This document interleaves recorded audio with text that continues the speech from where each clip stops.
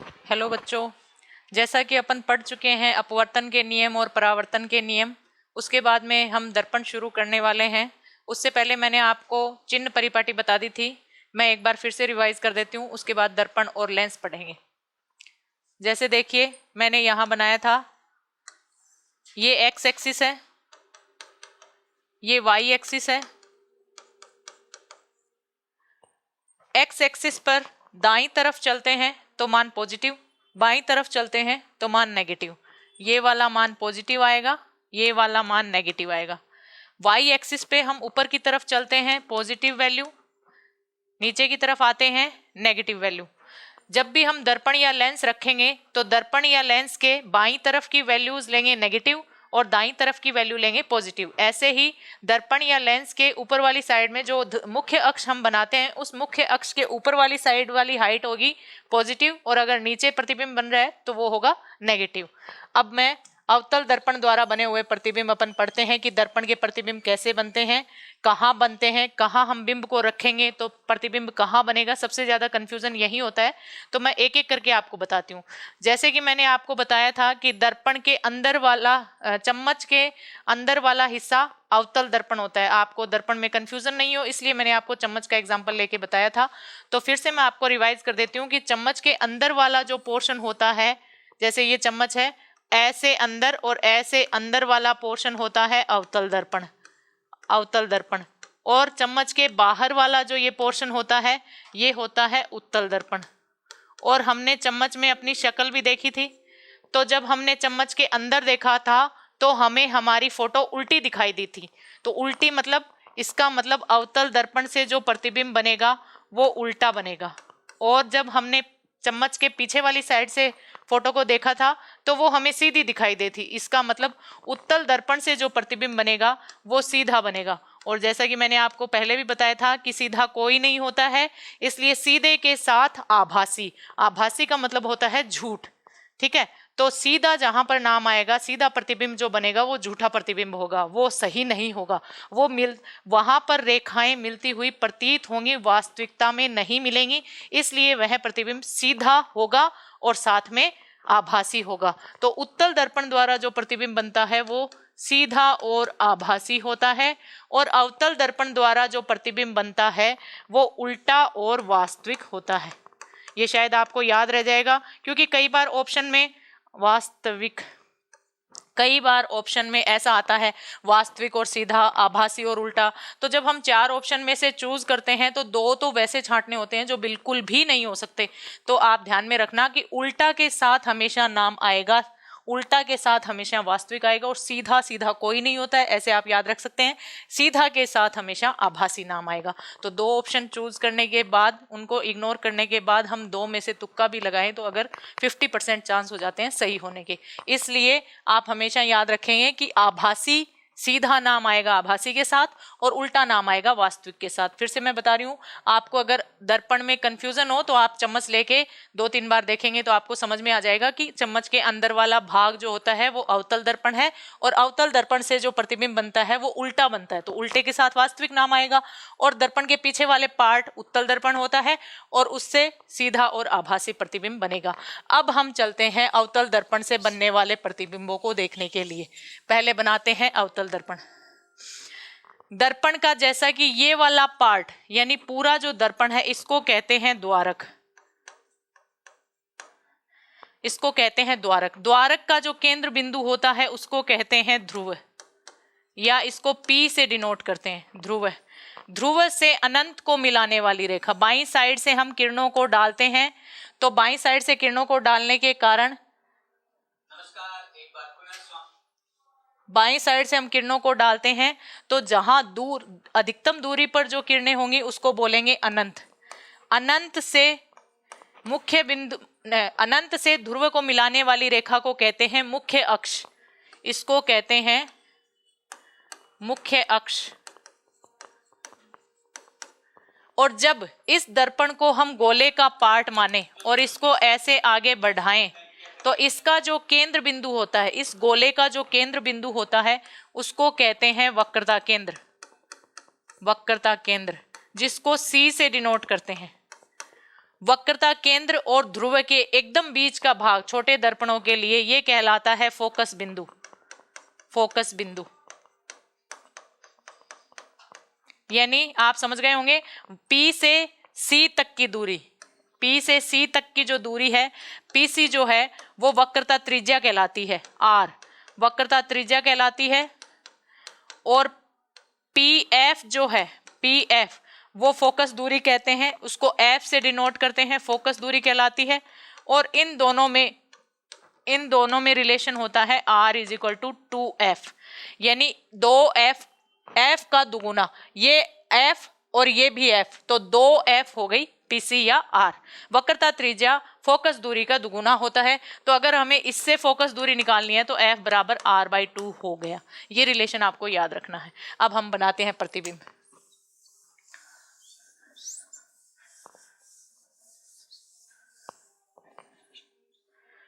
ये देखो, ये मुख्य अक्ष है, यहां पर F, यहां C, ठीक है। तो जब मैं यहां पर आपको सारणी बना देती हूं अवतल दर्पण की। अवतल दर्पण में कहाँ हम बिंब को रखें तो प्रतिबिंब कहाँ बनेगा और प्रतिबिंब की प्रकृति कैसी होगी। यहां मैंने लिख दिया बिंब की स्थिति, बिंब की स्थिति, प्रतिबिंब की स्थिति,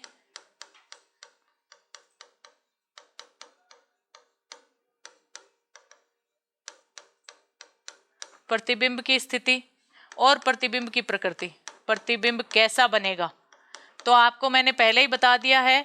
प्रतिबिंब कैसा बनेगा, अवतल दर्पण में प्रतिबिंब कैसा बनेगा, अंदर से है ना, अवतल दर्पण चम्मच का अंदर वाला पार्ट है ना, अंदर वाले पार्ट में हमने फोटो उल्टी देखी थी, इसलिए इसमें प्रतिबिंब हमेशा कैसा बनेगा, उल्टा, और उल्टा है तो इसलिए कैसा होगा, वास्तविक। अब हम बिंब की जो दूरी होती है उसको U से डिनोट करते हैं और प्रतिबिंब की जो दूरी होती है उसको V से डिनोट करते हैं। बिंब की जो दूरी होती है उसको U से और प्रतिबिंब की दूरी को V से डिनोट करते हैं। अगर ऐसे आपको याद नहीं रहे तो प्रतिबिंब बड़ा नाम है, U के बाद V आता है, तो जब हम छोटे से बड़े की लाइन बनाते हैं तो V लास्ट में आता है, इसलिए बड़ा नाम जो है उसको V से डिनोट करेंगे और बिंब छोटा नाम है उसको U से डिनोट करेंगे। यानी पहले हम वस्तु को रखेंगे तभी हमें उसकी फोटो दिखाई देगी, ठीक है। तो जैसे हमने वस्तु को अनंत पर रखा, उससे पहले मैंने आपको नियम बता दिए हैं कि मुख्य अक्ष से जाने वाली प्रकाश की किरण मुख्य फोकस से होकर जाती है, वक्रता केंद्र से जाने वाली प्रकाश की किरण वक्रता केंद्र से ही जाती है परावर्तन के बाद।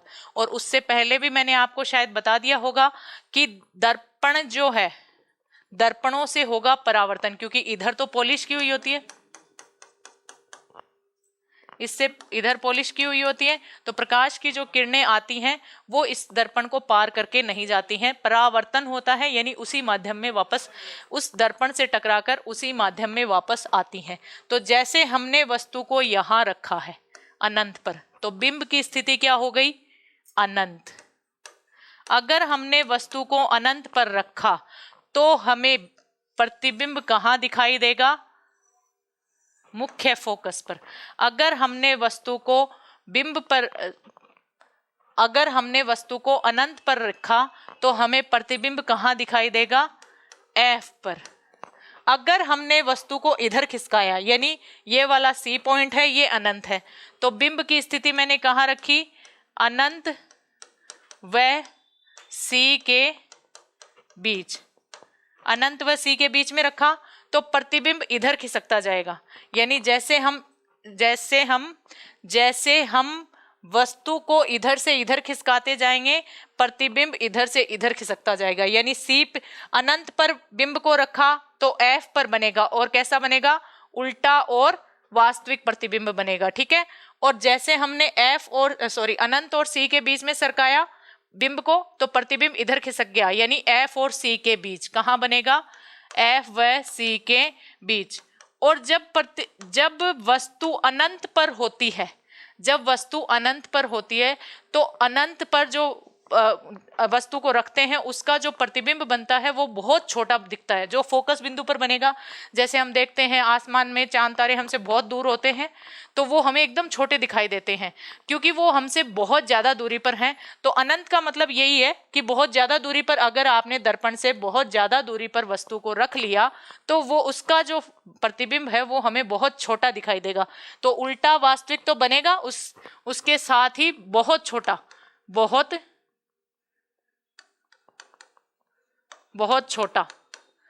छोटा भी बनेगा।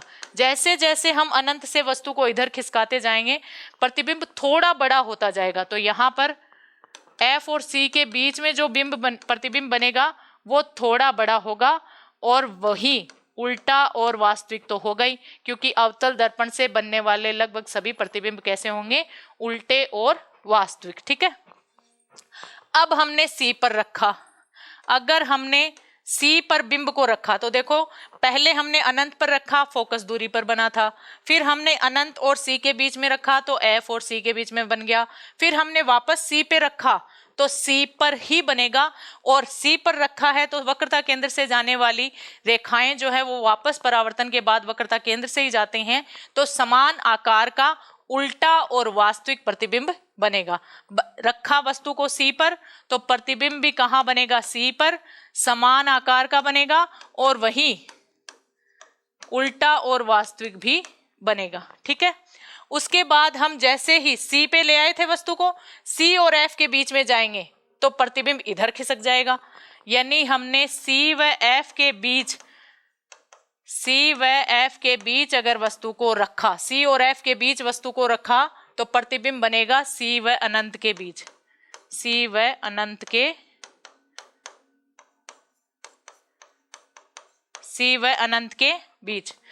अनंत के बीच, और वैसा ही उल्टा और वास्तविक बनेगा और समान आकार से बड़ा बन जाएगा। यानी आवर्धित प्रतिबिंब भी बोल सकते हैं इसको, आकार से बड़ा या आवर्धित प्रतिबिंब भी बन जाएगा। ठीक है, आवर्धित प्रतिबिंब। अगर हमने वस्तु को F पर रखा तो प्रतिबिंब कहाँ बनेगा, अनंत पर बनेगा। अगर हमने वस्तु को F पर वस्तु को रखा तो प्रतिबिंब कहाँ बनेगा, अनंत पर बनेगा, और अत्यधिक आवर्धित या अत्यधिक बड़ा, यानी और भी ज्यादा बड़ा बन जाएगा। ठीक है, आवर्धित या और भी बड़ा, अत्यधिक आवर्धित। फिर अनंत, फिर कंप्लीट हो गया। जब हमने अनंत पर रखा F पर बना, फिर हमने अनंत और C के बीच में रखा तो F और C के बीच में बना। फिर हमने C पर रखा तो C पर बना। फिर हमने C और F के बीच में रखा तो अनंत और C के बीच में बना। फिर हमने F पर रखा तो अनंत पर बन गया। अब उसके बाद अगर हम वस्तु को F से भी इधर खिसकाते हैं, यानी F और P के बीच रखते हैं, तो प्रतिबिंब बनने के लिए अनंत के बाहर कोई जगह नहीं है, तो इसलिए प्रतिबिंब कहाँ बनेगा, प्रतिबिंब यहाँ बनता हुआ, यानी दर्पण के पीछे बनता हुआ प्रतीत होगा, क्योंकि दर्पण के बाहर वाली साइड में तो किरणें जा नहीं सकती, जाएंगी नहीं, क्योंकि ये परावर्तन है और पहली बात दर्पण पर पॉलिश की हुई होती है, इसलिए किरणें जाएंगी नहीं, जाती हुई प्रतीत होंगी। तो अगर वस्तु को हमने F और P के बीच में रखा, F और P के बीच में रखा, तो मैंने कहा F पर रखा तो प्रतिबिंब अनंत पर बना। अनंत क्या है, जो सबसे मैक्सिमम दूरी है, उसके बाद प्रतिबिंब बनने का उधर वाली साइड में कोई चांस नहीं है। इसलिए F के बाद अगर हमने वस्तु को और इधर खिसकाया, यानी F और P के बीच में रखा, तो प्रतिबिंब यहाँ बनता हुआ लगेगा। हमें किरणों को आगे बढ़ा के ऐसे लगेगा जैसे यहाँ बन रहा है, यानी दर्पण के पीछे वाली साइड में बन रहा है, तो अगर हमने P व F के बीच अगर वस्तु को रखा तो प्रतिबिंब कहाँ बनेगा, दर्पण के पीछे, और इससे भी बहुत बड़ा आभासी, और यह क्या हो जाएगा, बहुत ज्यादा बड़ा, अत्यधिक आवर्धित से भी ज्यादा बड़ा। इसका मतलब अपन इसको, ये तो आवर्धित हो गया, और इस अत्यधिक आवर्धित से भी बड़ा तो इसको विवर्धित बोल सकते हैं, विवर्धित। और आपने देखा मैंने 2 बार बोला ऐसा कि हम दर्पण के पार किरणें नहीं जाएंगी, मिलती हुई प्रतीत होंगी। प्रतीत का मतलब है लगेंगी, सच में नहीं मिलेंगी, और सच में नहीं मिलेंगी इसका मतलब क्या है, झूठी बात है, ये आभासी है, और आभासी के साथ नाम कैसा आएगा, सीधा। तो प्रतिबिंब कैसा बनेगा, यहां पर P और F के बीच अगर आपने वस्तु को रखा है तो दर्पण के पीछे बनता हुआ महसूस होगा, हमें लगेगा, सच में नहीं बनेगा। हम किरणों को आगे बढ़ा के देखेंगे तब हमें बनता हुआ लगेगा प्रतिबिंब, इसलिए वो प्रतिबिंब कैसा होगा, आभासी होगा। और जो आभासी प्रतिबिंब होता है वो कैसा होता है, सीधा होता है। तो दर्पण के पीछे और बहुत बड़ा बनेगा, और कैसा बनेगा, सीधा और आभासी। तो आपने देखा कि अवतल दर्पण से जो सारे प्रतिबिंब बन रहे हैं, अवतल दर्पण से जितने भी प्रतिबिंब बन रहे हैं, कौन से दर्पण से, अवतल दर्पण से जो भी प्रतिबिंब बन रहे हैं वो सारे कैसे बन रहे हैं, उल्टे और वास्तविक बन रहे हैं। सिर्फ एक प्रतिबिंब सीधा और आभासी बन रहा है, वो कब बन रहा है, जब हमने वस्तु को P और F के बीच में रखा तब बन रहा है। मैं एक बार इसकी फोकस दूरी U और V का चिन्ह बता देती हूँ आपको कैसे लेना है। देखो इधर से हम किरणें डाल रहे हैं, ये दर्पण है। अभी मैंने आपको बताया था कि दर्पण के बाईं साइड चलेंगे, दर्पण के बाईं साइड चलेंगे तो नेगेटिव, दाईं साइड चलेंगे तो पॉजिटिव, यानी एक्स एक्सिस पर दाईं हाथ की तरफ चलेंगे तो पॉजिटिव, बाईं साइड चलेंगे तो नेगेटिव, ऊपर चलेंगे तो पॉजिटिव, नीचे चलेंगे तो नेगेटिव। तो देखो फोकस दूरी दर्पण के किधर है, नेगेटिव, दर्पण के बाईं साइड में है ना, तो फोकस दूरी कैसी आएगी, नेगेटिव। ठीक है, फोकस दूरी नेगेटिव। अब हमने वस्तु को किधर रखा है, हमेशा बाईं साइड रखा है। पहले यहां रखा था, फिर यहां ले आए, फिर यहां ले आए, फिर यहां ले आए, फिर यहां ले आए, फिर यहां ले आए। दर्पण से सारी बाईं साइड है, तो यू भी कैसा हो गया, नेगेटिव।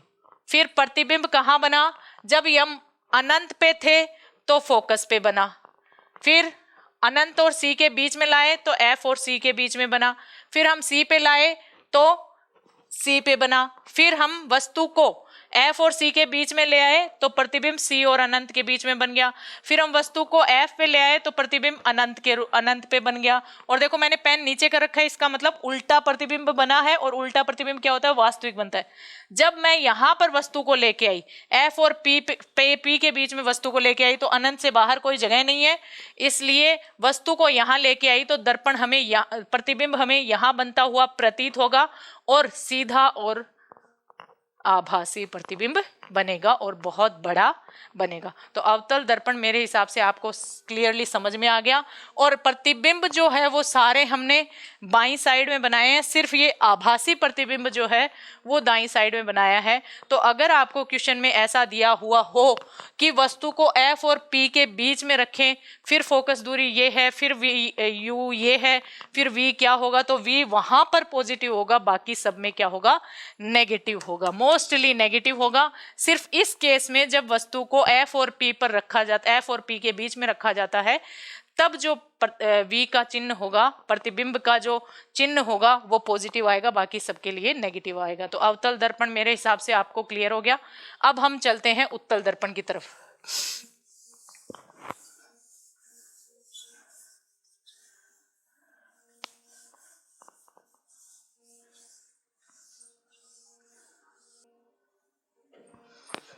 अब है उत्तल दर्पण।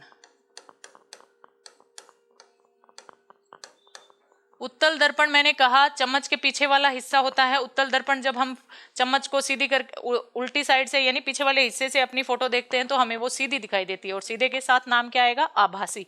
तो उत्तल दर्पण से जो प्रतिबिंब बनता है वो सीधा और आभासी बनता है। और मैंने कहा कि चम्मच के बाहर वाला जो हिस्सा होता है जिसमें चीज नहीं डालते हैं, चीज जिसमें डालते हैं वो अंदर वाला हिस्सा है, वो अवतल दर्पण है। पीछे वाला जो हिस्सा है वो उत्तल दर्पण है। तो ये हो गई चम्मच अपनी, ठीक है, ऐसे ना, ये अंदर वाला अवतल और ये पीछे वाला उत्तल, ठीक है।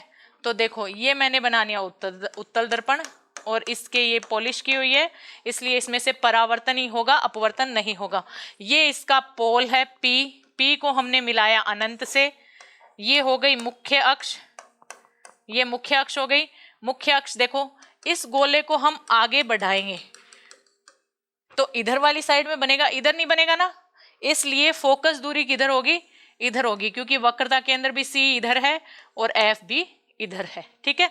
तो उत्तल दर्पण के लिए फोकस दूरी किधर है, इस दर्पण से। अब इसको मैं मिटा देती हूं। इस दर्पण के दाई साइड में है ना, दर्पण के दाई साइड में, तो उत्तल दर्पण के लिए मैं F पॉजिटिव लिख लूं, और बिंब हम कहाँ रखेंगे, F पॉजिटिव। बिंब वस्तु हम कहाँ रखेंगे, दर्पण के हमेशा बाईं साइड में रखेंगे, क्योंकि किरणें कहाँ से आएंगी, इधर वाले पृष्ठ पे गिरेंगे, इधर वाले पृष्ठ पे नहीं गिर रही, इसलिए U हमेशा कैसा होगा, नेगेटिव। प्रतिबिंब कहाँ बनेगा वो डिसाइड करेगा V का चिन्ह। तो अपन इसकी सारणी लिख लेते हैं। बिंब की स्थिति,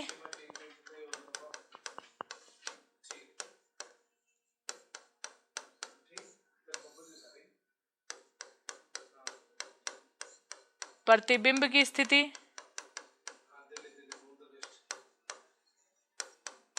प्रतिबिंब की स्थिति और प्रतिबिंब की प्रकृति। तो प्रतिबिंब की प्रकृति तो मैंने आपको बता दिया कैसा बनेगा, सीधा और आभासी बनेगा हर बार, की प्रकृति, प्रतिबिंब की प्रकृति, ठीक है।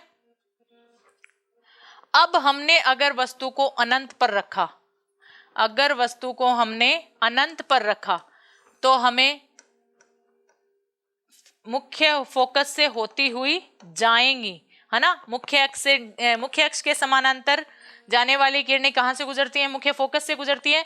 तो क्योंकि ये दर्पण के पीछे का हिस्सा हो गया, इसलिए यहां तो किरणें आने से रही, किरणें कहां जाएंगी, ऐसे जाएंगी, परावर्तन करके ऐसे जाएंगी।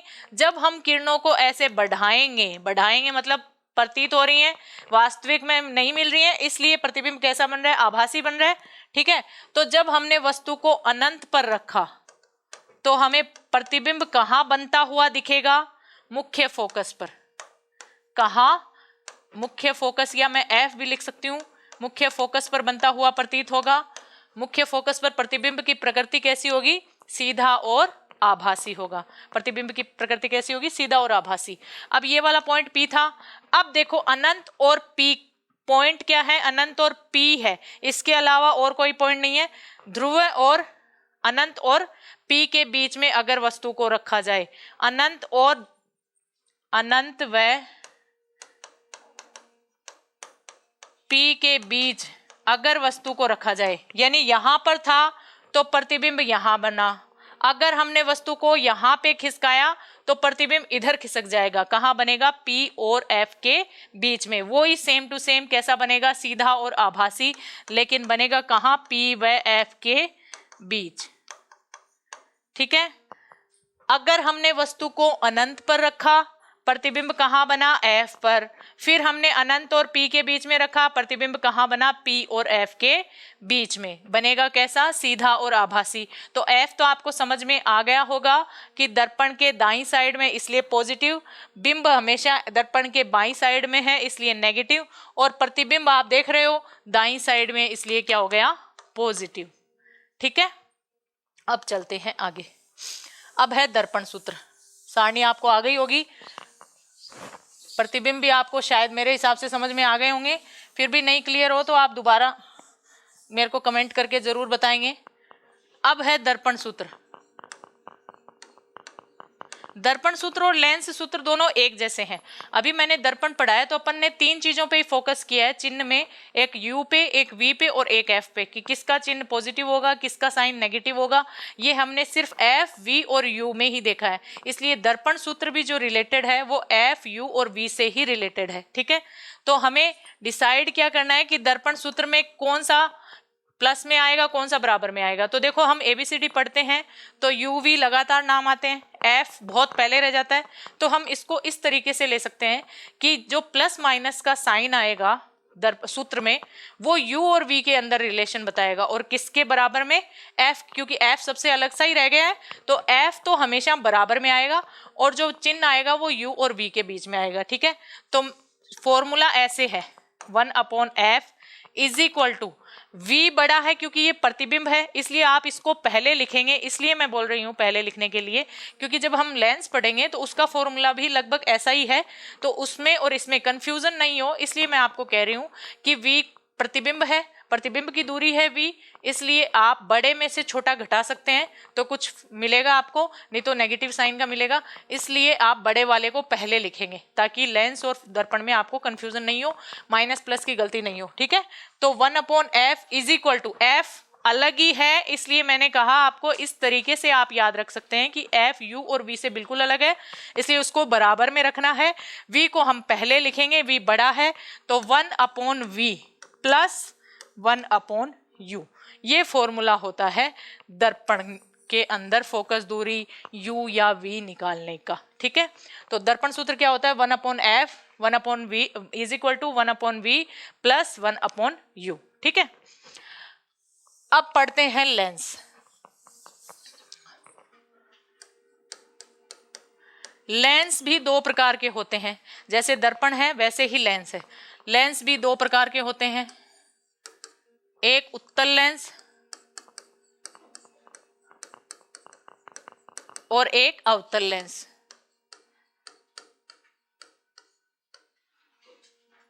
अवतल लेंस, ठीक है। उत्तल लेंस जो प्रतिबिंब बनाएगा वो बनेंगे सेम अवतल दर्पण वाले। अवतल दर्पण वाले जो प्रतिबिंब है वो सारे सेम टू सेम किससे बनेंगे, उत्तल लेंस से बनेंगे। ठीक है, और अवतल लेंस उत्तल दर्पण जैसे प्रतिबिंब बनाएगा। जो उत्तल दर्पण प्रतिबिंब बनाता है वो सारे अवतल लेंस बनाएगा, और जो प्रतिबिंब अवतल दर्पण बनाता है वो सारे उत्तल लेंस बनाएगा। ठीक है, तो देखते हैं अपन लेंस होते कैसे हैं। दो गोलों को मिला के लेंस बनते हैं। लेंस और दर्पण में फर्क होता है कि दर्पण जो है वो अपारदर्शी, देखा था आपने कि उसके आर पार किरण नहीं जा रही थी, ये होता है अपारदर्शी। ठीक है, लेंस जो होता है वो होता है पारदर्शी, इसके आर पार किरण जा सकती है। समझ गए आप? जैसे देखो मैंने यहाँ किया था, ये अवतल दर्पण बनाया था तो यहाँ पे पॉलिश कर दी थी, और ये कहा था कि प्रकाश की किरण ऐसे जाती है और फिर वापस उसी माध्यम में चली जाती है। इसका मतलब दर्पणों से क्या होता है, परावर्तन होता है। दर्पणों से क्या होता है, परावर्तन, यानी इस दर्पण को किरण जो है प्रकाश की वो पार नहीं कर पा रही है, इसलिए क्या है, ये अपारदर्शी है। और जो लेंस हैं उनमें प्रकाश की किरण पार करके दूसरे माध्यम में जाती है। इसका मतलब इसमें क्या होता है, अपवर्तन होता है, और क्योंकि पार करके प्रकाश की किरण लेंस को पार करके जा रही है, इसलिए ये क्या है, पारदर्शी है। और लेंस से क्या होता है, अपवर्तन होता है। ठीक है, परावर्तन और अपवर्तन के नियम मैंने पहले ही आपको बता दिए हैं। तो लेंस पारदर्शी होता है और दर्पण अपारदर्शी होता है। अब देखते हैं लेंस कौन कौन से होते हैं।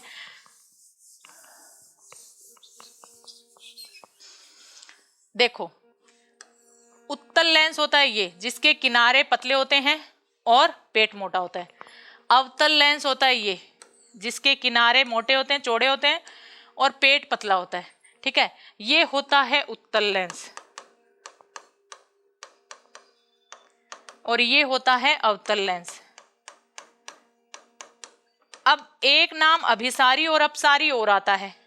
अभिसारी लेंस और अपसारी लेंस, बच्चों को अधिकतर अपसारी और अभिसारी लेंस में कंफ्यूजन होता है, कौन से को अभिसारी कहते हैं और कौन से को अपसारी कहते हैं। तो मैं आपको बता दूं कि जैसे हम धागे के पत्थर बांध के हम घुमाते हैं तो धागा भी तना हुआ महसूस करता है और पत्थर पे भी बल लगता है।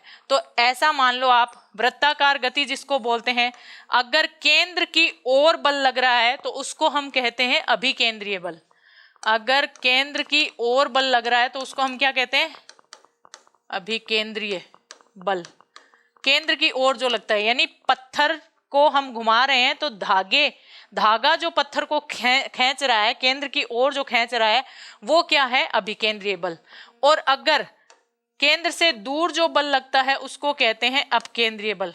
तो आप समझ गए होंगे कि अप जो नाम आ रहा है वो दूर करने के लिए आ रहा है, और अभी जो नाम आ रहा है वो पास करने के लिए, की ओर। अभी का मतलब है की ओर, और अप का मतलब है दूर। ठीक है, तो जैसे अप केंद्रीय बल केंद्र से दूर और अभिकेंद्रीय बल केंद्र की तरफ। ठीक है, तो वैसे ही उत्तल लेंस जो होता है उससे जो प्रकाश की किरणें आती हैं वो इसके किनारों से मुड़कर एक केंद्र पर इकट्ठा होती हैं, तो केंद्र की ओर, इसलिए उत्तल लेंस को कहते हैं अभिसारी लेंस, यानी अभी मतलब केंद्र की तरफ करने वाला अभिसारी लेंस। और अवतल लेंस से जो किरणें आती हैं वो अपवर्तन के बाद केंद्र से दूर हटती हैं। ठीक है, अपवर्तन के बाद केंद्र से दूर हटती हैं, केंद्र पर नहीं जाती हैं, ऐसे फैलती हैं, है ना, केंद्र से दूर हटती हैं, फैलती हैं, इसलिए अवतल लेंस को कहते हैं अपसारी लेंस। अपसारी लेंस। तो अभिसारी और अपसारी में आपको कंफ्यूजन नहीं होगा। अब पढ़ते हैं अपन उत्तल लेंस। चिन्ह परिपाटी भी देखेंगे, संरचना भी देखेंगे, किसको क्या बोलते हैं ये भी देखेंगे, क्या क्या इसमें पॉइंट होते हैं। सबसे पहले देखते हैं अपन उत्तल लेंस। ये उत्तल लेंस, ठीक है। इसका जो ये केंद्र होता है इसको कहते हैं प्रकाशिक केंद्र। वक्रता केंद्र और प्रकाशिक केंद्र में आप कंफ्यूज नहीं होंगे। प्रकाशिक केंद्र का नाम लेंस में ही आया है और वक्रता केंद्र है जब उस गोले को हम बढ़ाते हैं, बड़ा करते हैं, उस गोले को हम पूरा बनाते हैं, तो उस गोले का जो केंद्र होता है उसको कहते हैं वक्रता केंद्र। और लेंसों के जो बीच का पार्ट होता है उसको कहते हैं प्रकाशिक केंद्र। और प्रकाशिक केंद्र को हम O से डिनोट करते हैं, ठीक है, O से डिनोट करते हैं। जब हम इसको आगे बढ़ाएंगे, जब हम इसको आगे बढ़ाते हैं तो इस गोले का जो पार्ट है वो क्या कहलाता है, C, ठीक है। इस गोले का जो पार्ट है वो C, और ये वक्रता केंद्र हो गया, और ये पोल हो गया, मतलब इस लेंस के इस पार्ट का ये पोल हो गया। इस पार्ट को C से मिलाएंगे तो यहां पर कहीं फोकस बिंदु होगा। ऐसे ही इस गोले को हम आगे बढ़ाएंगे तो इसका वक्रता केंद्र कहीं यहां होगा, और इसका P ये है, इस P को C से मिलाएंगे तो इसका F यहाँ कहीं होगा। यानी लेंसों में 2 फोकस दूरियां और 2 वक्रता केंद्र होते हैं। क्लियर हो गया। और लेंस का जो बीच वाला पार्ट होता है एकदम मध्य में, उसको कहते हैं प्रकाशिक केंद्र। और ये वाला जो होता है ये कौन सा है, वक्रता केंद्र। तो जब भी आपके क्वेश्चन आए तो आप ये जरूर ध्यान में रख लेना, क्वेश्चन पूछा जाए कि वस्तु इस केंद्र और इसके बीच में रखी हुई है, इस केंद्र और इसके बीच में रखी हुई है, तो वक्रता केंद्र और प्रकाशिक केंद्र को आप बहुत ध्यान से पढ़ेंगे कि वस्तु जो है वो वक्रता केंद्र के बीच में रखी हुई है या प्रकाशिक केंद्र के, ठीक है। तो कंफ्यूजन नहीं होना। प्रकाशिक केंद्र लेंस के अंदर होता है, और वक्रता केंद्र अगर लेंस के गोले वाले भाग को बढ़ाया जाए तो उसका जो केंद्र होता है वो वक्रता केंद्र होता है, और वक्रता त्रिज्या जो है वो फोकस दूरी की डबल होती है, ठीक है। अब करते हैं इनके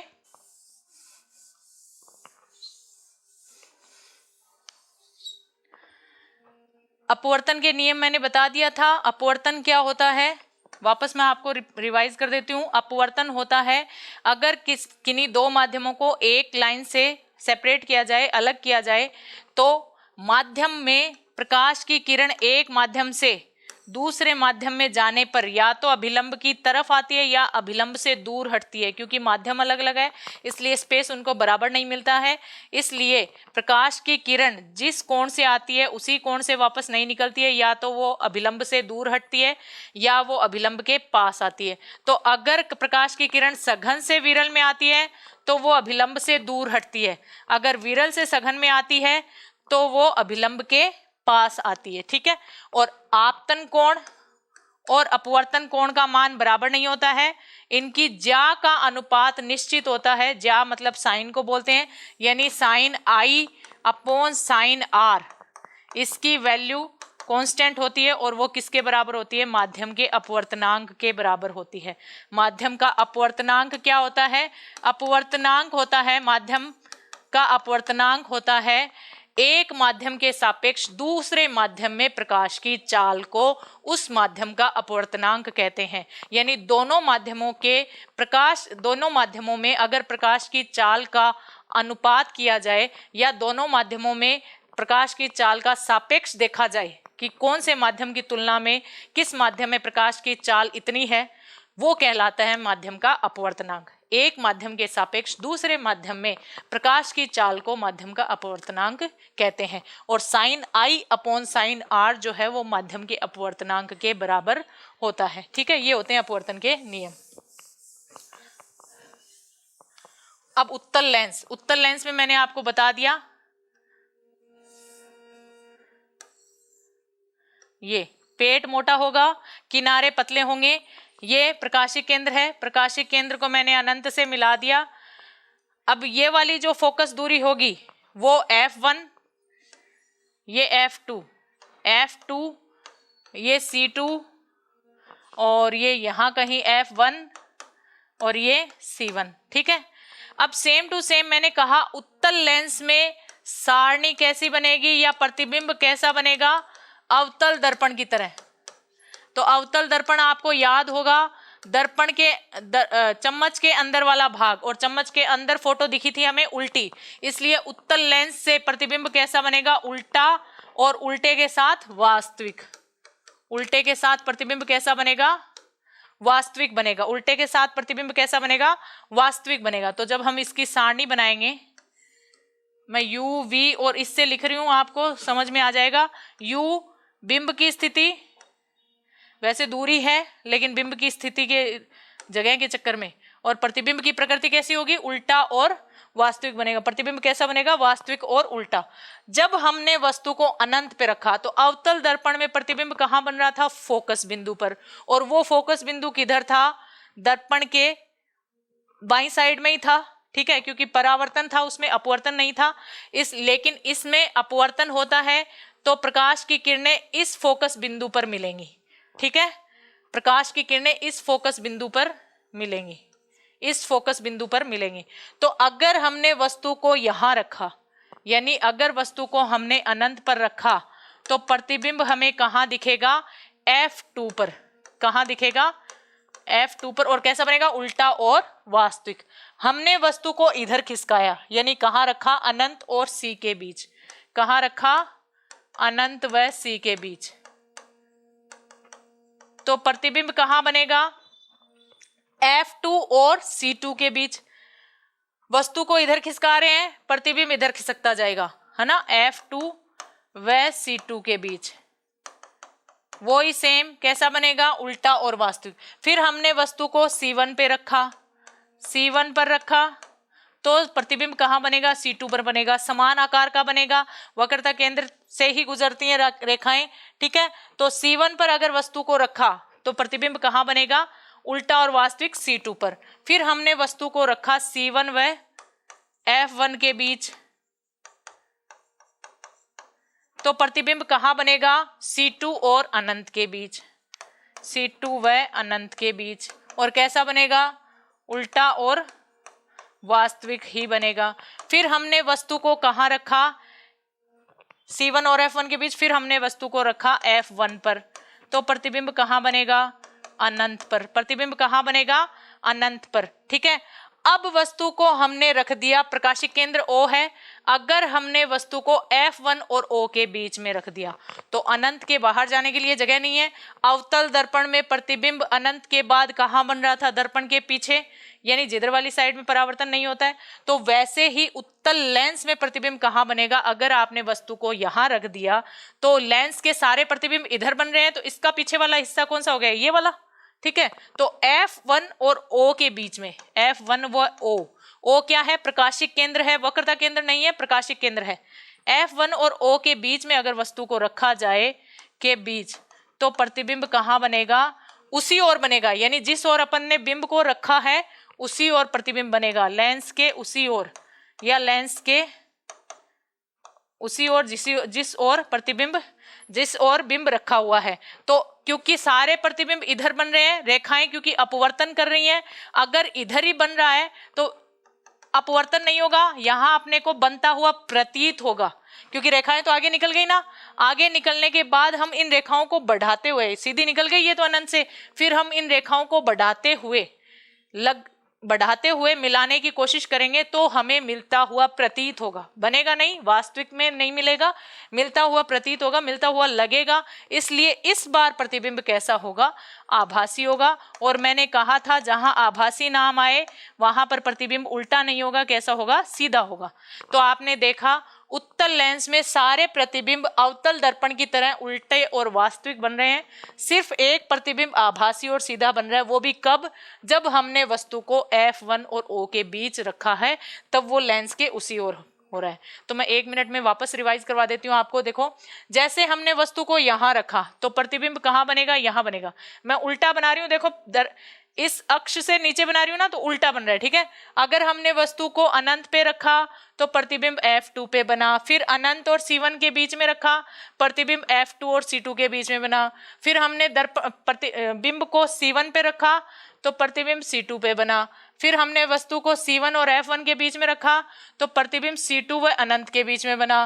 फिर हमने बिंब को F1 पे रखा तो प्रतिबिंब अनंत पे बना। अनंत पे बनने के बाद में आगे जगह नहीं है, इसलिए अगर वस्तु को हमने F1 और O के बीच में रखा तो प्रतिबिंब लेंस के उसी ओर बनेगा और कैसा बनेगा, आभासी और सीधा बनेगा। ठीक है, अब करते हैं अवतल। अच्छा, इनकी फोकस दूरियां देखते हैं, क्योंकि फोकस, मुख्य फोकस, मैंने क्या कहा था कि वस्तु से मुख्य अक्ष के समानांतर निकलने वाली किरणें मुख्य फोकस से होकर जाती हैं।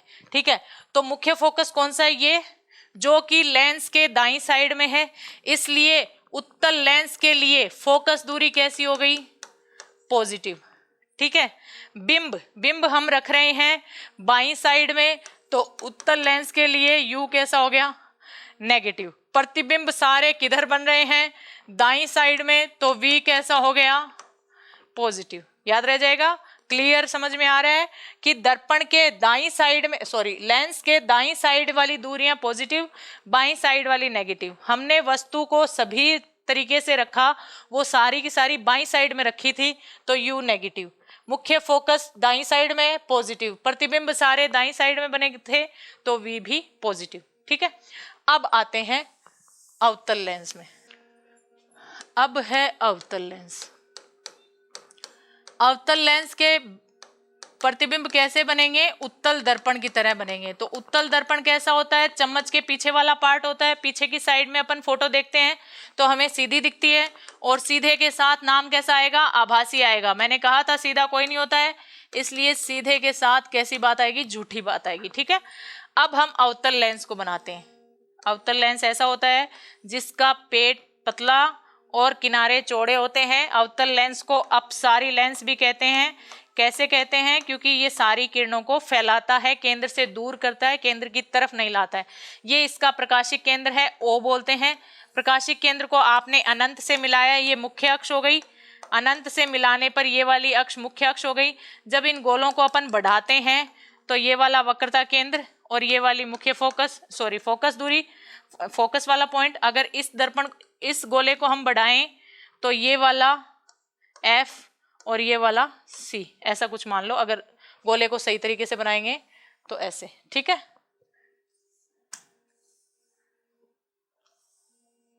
ये ले, ठीक है, ये C, ये F, तो ये F1, ये C1, ये F2, ये C2। ठीक है, अब देखो, जब हमने वस्तु को सारणी बनाते हैं, ये u की स्थिति, ये v की स्थिति और ये प्रकृति। प्रकृति कैसी आएगी, सीधा और आभासी बनेगा। प्रतिबिंब कैसा बनेगा, सीधा और आभासी। जब हमने वस्तु को अनंत पर रखा, ये F1, सॉरी,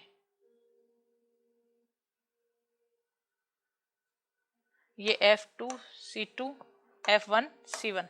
ठीक है, अगर वस्तु को हमने अनंत पर रखा तो प्रतिबिंब कहाँ बनेगा, देखो, अनंत से जो रेखाएं जाएंगी वो प्रकाश के परावर्तन के, सॉरी, अपवर्तन के बाद इससे दूर हो जाएंगी, तो केंद्र की तरफ नहीं आ रही हैं। इनको हम पीछे की तरफ बढ़ाएंगे तब ये हमें फोकस पर मिलती हुई प्रतीत होंगी, इसीलिए प्रतीत होंगी। तो प्रतिबिंब कैसा है, आभासी है। तो अगर हमने वस्तु को अनंत पर रखा तो प्रतिबिंब कहाँ बनेगा, F1 पर बनेगा, F1 पर बनेगा ना। अगर वस्तु को हमने अनंत पर रखा तो प्रतिबिंब कहाँ बनेगा, F1 पर बनेगा। अगर अनंत पर रखा तो प्रतिबिंब F1 पर बनेगा। ठीक है, अगर हमने वस्तु को अनंत और प्रकाशिक केंद्र के बीच में कहीं भी रख दिया, अब की बार हमने प्रकाशिक केंद्र और अनंत के बीच, अनंत व प्रकाशिक केंद्र O के बीच रखा, वस्तु को हमने अनंत और प्रकाशिक केंद्र के बीच कहीं भी रखा तो प्रतिबिंब हमें F1 और O के बीच में ही कहीं दिखेगा। अनंत पर रखा तो प्रतिबिंब हमें दिखेगा F1 पर।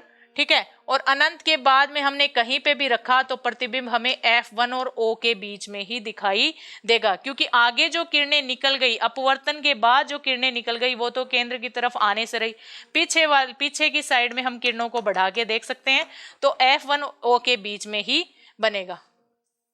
तो अगर वस्तु को हम अनंत व O के बीच कहीं रखें तो प्रतिबिंब कहाँ बनेगा, F1 और O के, F1 व O के बीच बनेगा, F1 और O के बीच बनेगा। दोबारा मैं बता देती हूँ, अगर वस्तु को हम अनंत पे रखेंगे तो प्रतिबिंब हमें F1 पे दिखेगा, अगर वस्तु को अनंत और O के बीच कहीं भी रखेंगे तो प्रतिबिंब हमें F1 और O के बीच बनेगा।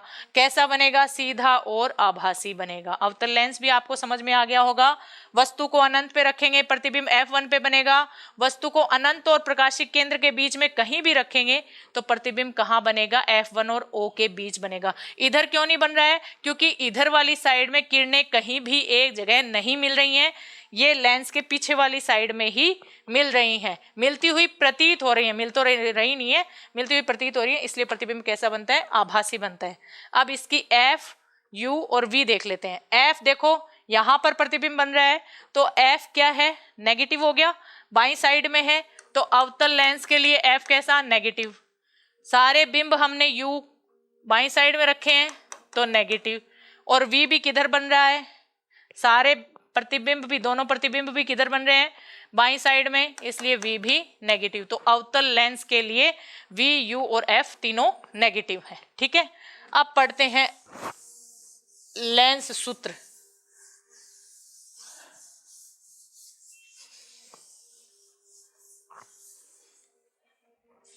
लेंस सूत्र जैसे दर्पण सूत्र है वैसे ही लेंस सूत्र है। जैसे मैंने दर्पण सूत्र में बताया था कि U, V और F के बीच में रिलेशन है, F सबसे अलग है इसलिए उसको हम बराबर में रखेंगे, V बड़ा है इसलिए उसको पहले रखेंगे, बाद में U को रखेंगे। वैसे ही सेम अपने को लेंस में करना है।